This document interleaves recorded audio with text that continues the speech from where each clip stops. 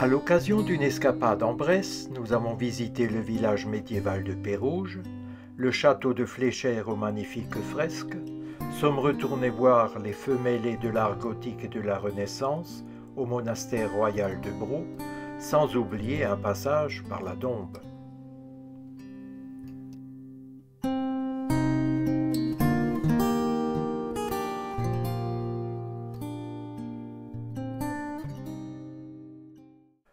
Couronnant une colline, protégée par ses remparts, ce joyau d'architecture médiévale se découvre au fil de ces ruelles tortueuses qui ont gardé leur ancien pavage.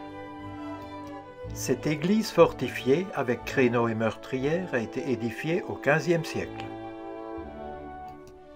Les clés de voûte sont armoriées.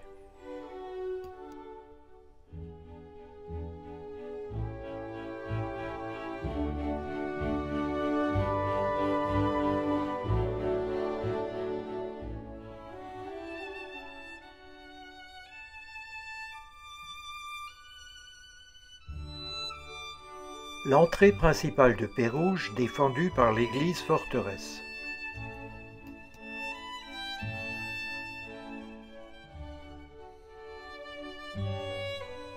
Entre 1930 et 1960 furent tournés ici plusieurs films, dont Les Trois Mousquetaires.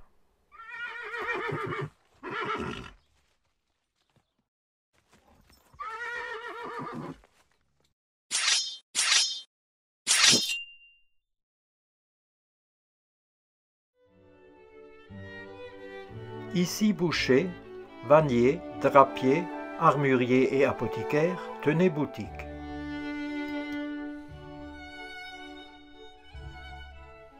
La maison du prince, ancienne propriété des ducs de Savoie.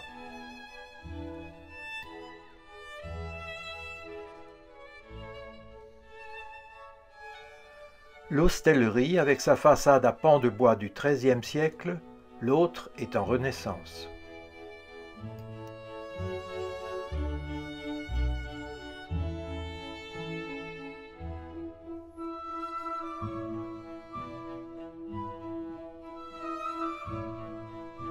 Sur la façade, une niche en coquille abrite une statue en bois du XVe siècle représentant Saint Georges, patron de Pérouges. Avec ses baies en plein cintre et à meneaux, elle a un aspect cossu.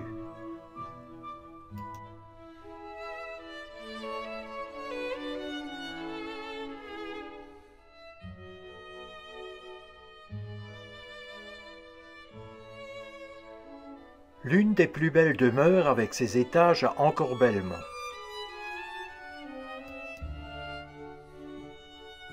Dans la rue des Rondes, le grenier à sel est protégé par le toit en surplomb.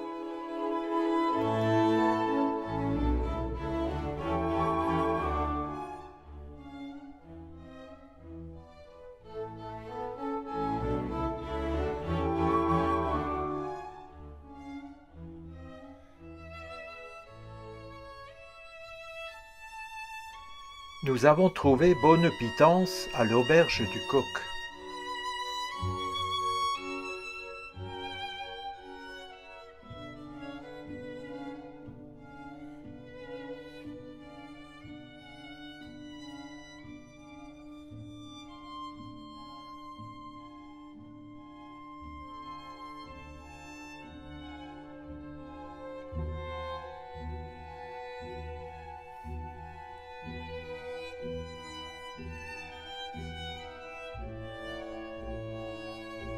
Installé dans une partie de la maison des princes de Savoie, il est consacré à l'histoire de la Dombe et de la Bresse.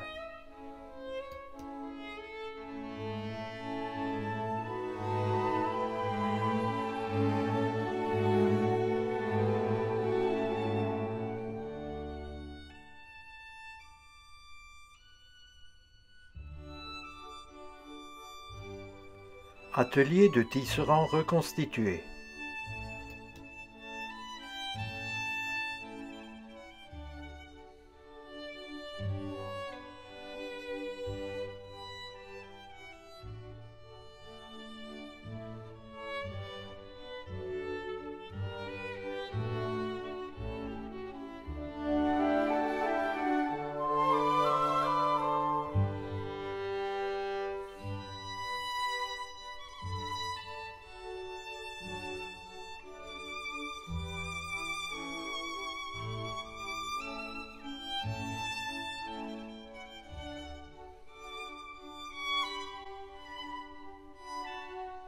Fondée par les cisterciens, elle a contribué à la mise en valeur des terres cultivables et à l'assainissement de la région.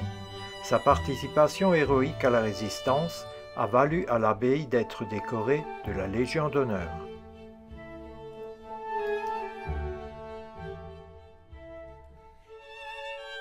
Le château des Pessols, notre pied-à-terre pour 2 nuits.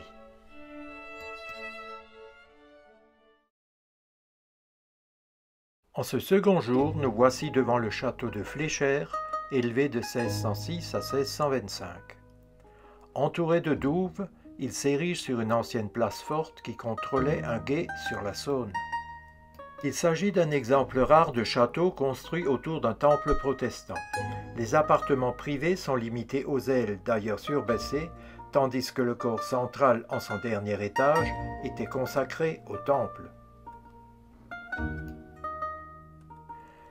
Le château sert régulièrement de décor pour des films. Le Diable par la queue avec Yves Montand a notamment été tourné ici, et plus récemment La Marquise des Ombres, ou encore Les Lyonnais d'Olivier Marchal.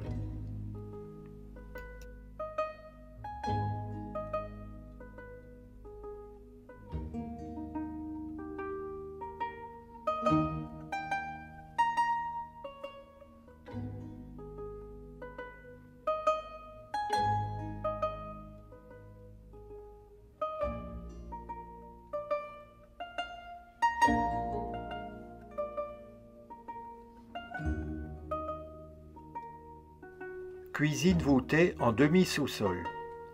Les ustensiles racontent le travail quotidien.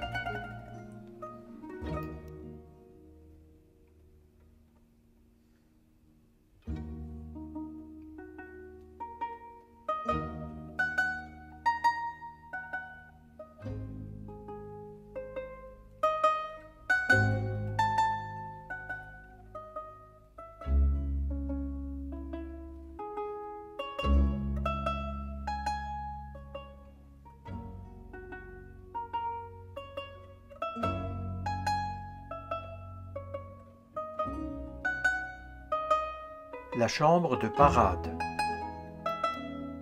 En 1632, le peintre Pietro Ricci, tout juste arrivé de Toscane, réalise un décor qui dépasse tout ce que l'on connaît en France à cette époque. Ces fresques ont été masquées au XVIIIe siècle par des boiseries ou recouvertes de plâtre et ont été redécouvertes il y a quelques années. La salle des perspectives. L'antichambre des chasses.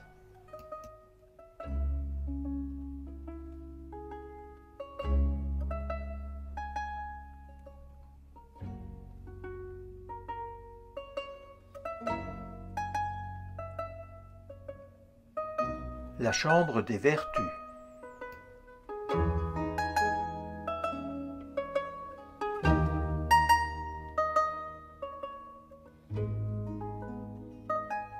L'antichambre avec sa grande cheminée sculptée. La chambre de la comtesse de Sèvres.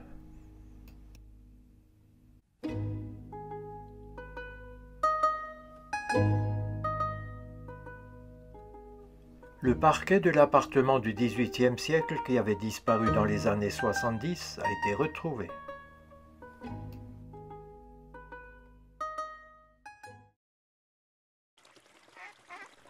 Visite dans la Dompte du parc des oiseaux, plus grand parc ornithologique de France.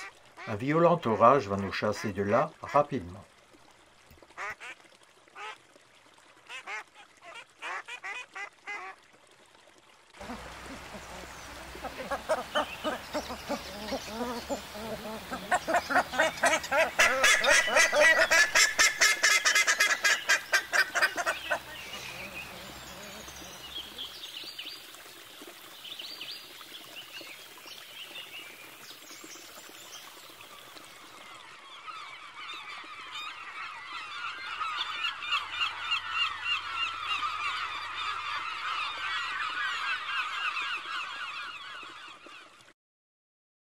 Soirée à Vonas.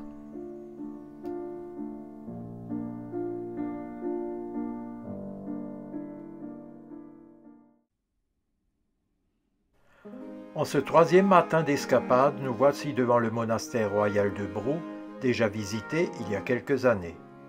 Ici, une princesse éplorée, Marguerite d'Autriche, petite fille de Charles le Téméraire et tante du futur Charles Quint, fit élever en mémoire de son amour défunt, Philibert de Savoie, dit le Beau, un monastère de toute beauté.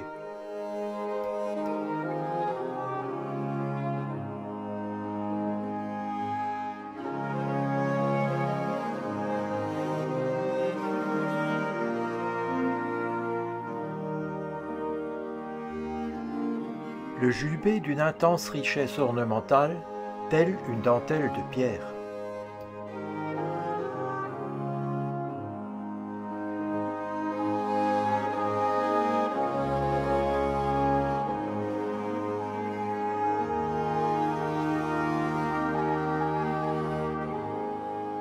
Les 74 stalles bordent les deux premières travées du chœur et ont été taillées de 1530 à 1532.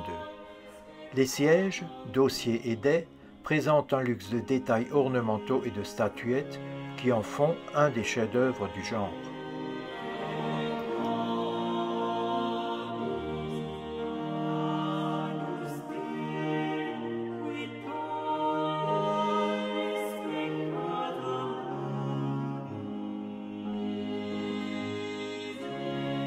Les grandioses verrières ont été exécutées par des artistes lyonnais de 1525 à 1531.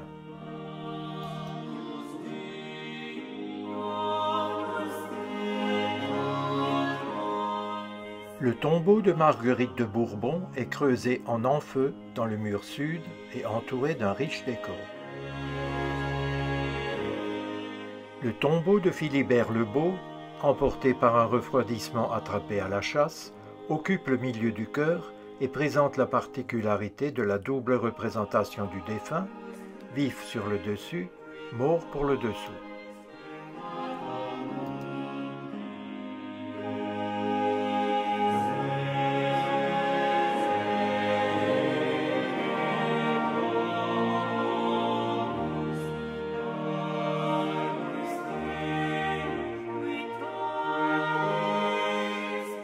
Comme Philibert, Marguerite d'Autriche est représentée en double dans son tombeau à l'énorme dais de pierre ciselée, évoquant les imposants lits de parade des funérailles princières. Sur la plante du pied, l'on peut remarquer la blessure qui, selon la légende, a causé par la gangrène la mort de la princesse.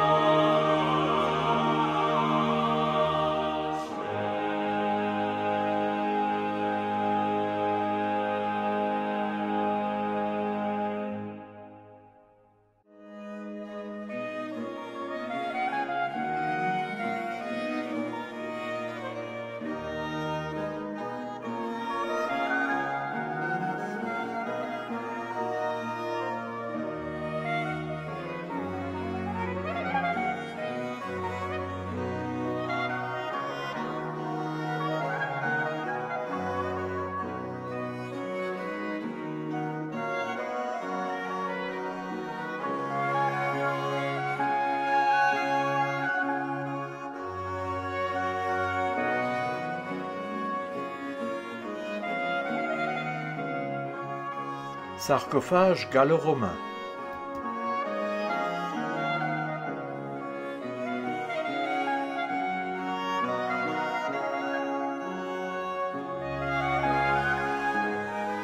Exécuté en albâtre, le magnifique retable représente les 7 joies de la Vierge et se trouve dans un état de conservation rare.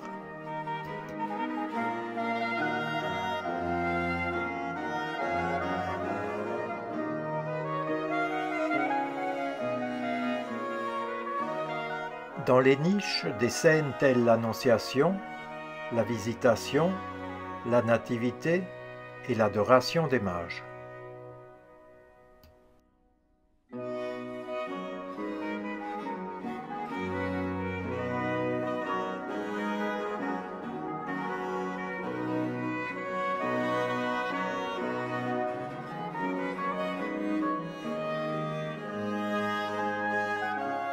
Le vitrail d'une couleur somptueuse est inspiré d'une gravure de Dürer.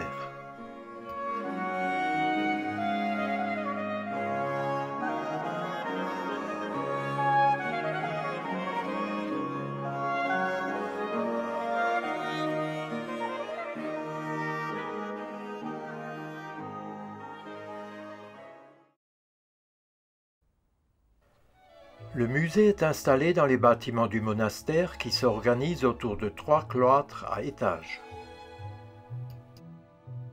On trouve là des peintures des écoles hollandaises, italiennes et françaises. On remarque le beau portrait de Marguerite d'Autriche, exécuté par son peintre de cour, Van Orley, vers 1518. Sont également présents du mobilier et des objets d'art religieux.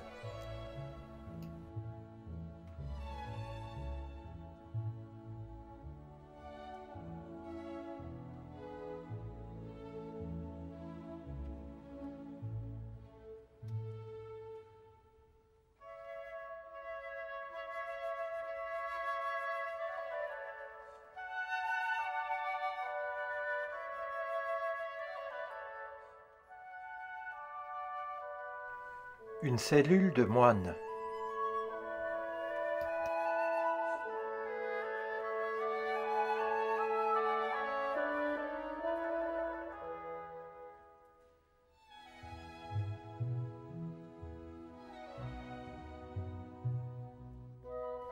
Vierge romane polychrome du XIIe siècle.